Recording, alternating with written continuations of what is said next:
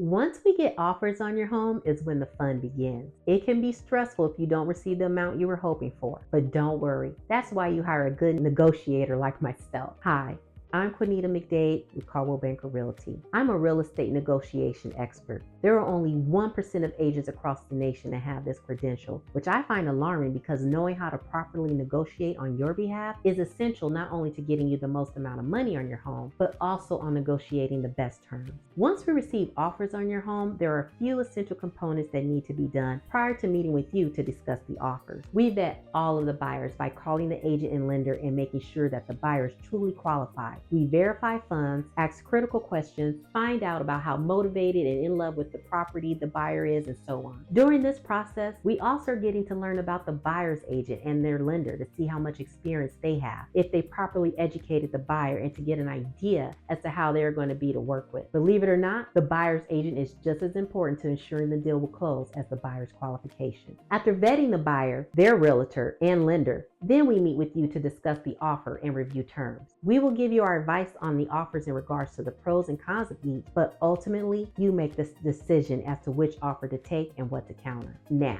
if we have more than one offer, there is another process that we go through. We give an offer deadline date, then we do a counter offer to all of the offers, requesting them to give their highest and best offer. Once we have those, we meet with you to discuss which of those offers you would like to counter. Generally, this gives us an opportunity to get a higher price from the buyer and better terms for you because, as we like to call it, picking from the cream of the crop, so to speak. At this time, the buyers can choose to accept our terms or to counter us back. You have the opportunity to choose which offer you would like to take at this time. And again, we will advise you as to the pros and cons. Once we come to terms, we are now officially in escrow. Watch the next video to see what happens now and what to expect regarding timelines, etc. Understand that in most cases, if you're dealing with a loan, the average time frame to close on a home is about 30 days, give or take. If you're dealing with cash, you can close in as little as 3 days, but 7 days is more realistic.